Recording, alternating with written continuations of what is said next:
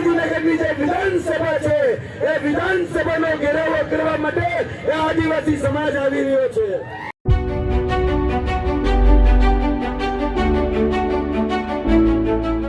આદરણીય ચૈતરભાઈના ધર્મપત્ની શ્રીમતી વર્ષાબેન આપણી મધ્ય ઉપસ્થિત છે, તેઓ ઉદ્બોધન કરશે।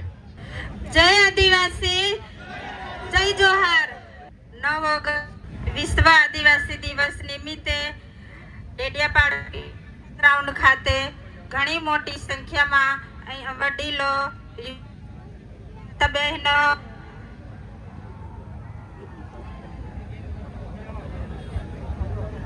ઘણી મોટી સંખ્યામાં અહીંયા પધાર્યા છો। આપણા આદિવાસીઓના પહેરવેશ, રીત રિવાજ, વાજિંદ્ર સાથે ઘણી મોટી સંખ્યામાં અહીંયા તમે પધાર્યા છો। કામના દિવસો છે છતાં પણ તમે અહીંયા ટાઈમ કાઢીને આપણો દિવસ ઉજવવા માટે અહીંયા આવ્યા છો, એટલે તમારો બધાનો અમે ખૂબ ખૂબ આભાર માનીએ છીએ। હવે આજના દિવસે ખાસ તો જે માણસ આપણને જાગૃત કરે છે, આપણા માટે લડે છે, હર હંમેશા સડકથી સદન સુધીના માટે જે સરકાર સામે બાયો ચડાવીને જે લડત લડે છે, તે આજે આપણી વચ્ચે અહીંયા હાજર નથી। એ માટે આપણને એની ખોટ આજે દેખાય છે। પણ ખાસ તો ગયા વર્ષે પણ આવી રીતે જ એમની ખોટ હતી, એટલે આજે હું ધારાસભ્ય વતી તમારી બધાની માફી માંગુ છું કે છેલ્લા 2 વર્ષથી હું તમારી વચ્ચે હાજર રહી શક્યો નથી। 9 ઓગસ્ટ મેં તમારી સાથે ઉજવી નથી। એ બદલ હું મારા લોકોને, મારી જનતા પાસેથી દિલથી હું આભાર માનું છું, કેમ કે હું સતત તમારા માટે લડું છું। તે સરકારને ગમતું નથી એટલે મારી સાથે આવું કરે છે, પણ હંમેશા જનતા મારી સાથે ઊભી છે, એટલે હું તમારી બધા પાસેથી માફી માંગુ છું। અને ખાસ તો આપણો આજે દિવસ છે, આપણે ઘણી બધી જગ્યાએ ધામધૂમથી ઉજવીએ છીએ, એવી જ રીતના આપણે ડેડિયાપાડામાં પણ આપણે શરૂઆત કરી છે। છેલ્લા 4-5 વર્ષથી આપણે ખૂબ મોટી સંખ્યામાં લોકો ડેડિયાપાડા ભેગા થઈને આપણા આદિવાસી દિવસને ઘણા આનંદથી ઉજવીએ છીએ, એટલે આપણે બધાએ આવી જ એકતા જાળવી રાખવાની છે। આદિવાસી આ દેશનો મૂળ માલિક છે, એટલે આપણે આદિવાસી દિવસ ઉજવીએ છીએ, કેમ કે પહેલો જળ, જંગલ, જમીન બધું આદિવાસીનું છે, એ આપણે આપણી પાસેથી છીનવવાની કોશિશ કરી રહ્યા છીએ, એટલે આપણે બધાએ એકતા જાળવવાની છે। આપણે બધાએ સાથે રહીને લડત લડવાની છે। આપણો હક છે, આપણો અધિકાર છે, એ બધું આપણી પાસેથી છીનવાય છે, પણ આપણે હોશિયાર રહેવાનું છે, આપણે જાગવાનું છે।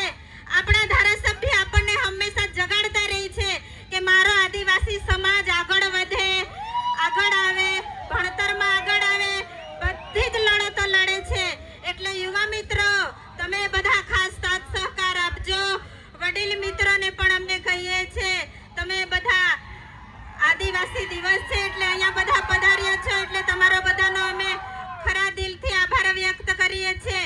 આપણા પહેરવેશ, આપણા રીત રિવાજો, આપણી બધી જે પૂજા કરીએ છીએ તે આપણે ભૂલી નથી જવાનું। આપણા રીત રિવાજો આપણે ચાલુ રાખવાના છે, કેમ કે મને ગર્વ થાય છે કે આપણે બધા આદિવાસી છે, આપણો દિવસ ઉજવવામાં આવે છે, એટલે આપણને ગર્વ થાય છે। બસ હું એક નારો બોલાવીશ, તમે બધા બોલજો। આદિવાસી એકતા, આદિવાસી એકતા, ઉલ ગુલાન, ઉલ ગુલાન। આભાર। જોરદાર તાળીઓના ગણગડાટથી વર્ષાબેનને આભાર વ્યક્ત કરીએ છીએ। ભલે ચૈતરભાઈ વસાવા જેલમાં હોય અને આમ પણ આપણો ઇતિહાસ બોલી રહ્યો છે કે આઝાદીની લડાઈમાં જેટલા પણ આદિવાસી ફ્રીડમ ફાઇટર્સોએ ભાગ ભજવ્યો છે એ તમામ લોકો જેલ વિહોણા રહ્યા નથી।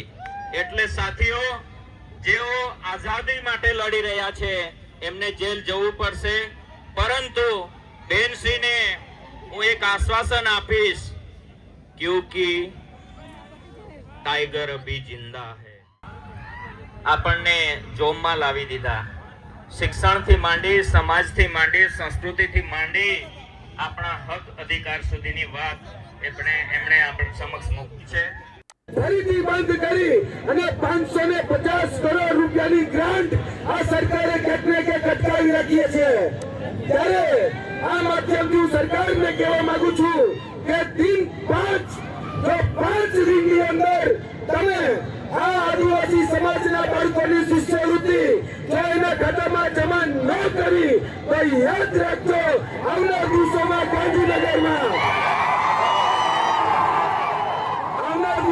ગાંધીનગરની જે વિધાનસભા છે એ વિધાનસભાનો ઘેરાવો કરવા માટે એ આદિવાસી સમાજ આવી રહ્યો છે. મિત્રો, આદિવાસી સમાજ ના હક અધિકાર માટે સચેતન આદિવાસી સમાજના આગેવાનો, વડીલો, યુવાઓ, માતા બહેનો 9 ઓગસ્ટની હાર્દિક શુભકામનાઓ તેમજ આપણા લોક લાડીલા ધારાસભ્ય શ્રી ચૈતર વસાવા સાહેબ તરફથી પણ આદિવાસી સમાજને 9 ઓગસ્ટ વિશ્વ આદિવાસી દિવસની શુભેચ્છાઓ પાઠવી છે. આજે યુવાઓ પણ ઘણી મોટી સંખ્યામાં ઉપસ્થિત છે. ત્યારે હું યુવાઓને કહેવા માંગુ છું કે આપણે વ્યસનોથી દૂર રહેવાનું છે અને શિક્ષણમાં પણ ધ્યાન આપવાનું છે. આદિવાસી સમાજમાં શિક્ષણ ઘણું ઓછું છે, એટલે આપણે શિક્ષણ લાવીશું તો જ આપણો આદિવાસી સમાજ આગળ આવશે. દર વર્ષની જેમ આપણે આ વર્ષે પણ 9મી ઓગસ્ટ વિશ્વ આદિવાસી દિવસ ઉજવીએ છીએ. ત્યારે આપણા આદિવાસી સમાજના રીતિ રિવાજો, રૂઢિઓ, પરંપરાઓ, વાજિંત્રો, પહેરવેશ આપણે આપણા સમાજનું અસ્તિત્વ ટકાવવા માટે આપણે જાળવી રાખવાનું છે. આપણા જંગલો, જમીનો આપણા જ છે, એનો આપણો અધિકાર છે. આદિવાસી સમાજે સંગઠિત અને જાગૃત થવાનું છે. આપણા ધારાસભ્ય સાહેબ આપણા આદિવાસી સમાજ માટે સડકથી સદન સુધી ઘણા પ્રશ્નો ઉઠાવે છે. આદિવાસી સમાજના જળ જમીન ના હોય, આદિવાસી સમાજના ખોટા આદિજાતિ પ્રમાણપત્ર માટે, શિક્ષણ માટે, શાળાઓ માટે અને શાળામાં શિક્ષકોની ભરતી માટે ઘણા પ્રશ્નો ઉઠાવે છે. ત્યારે આ સરકાર ખોટી રીતે એમને વારંવાર જેલમાં મોકલે છે.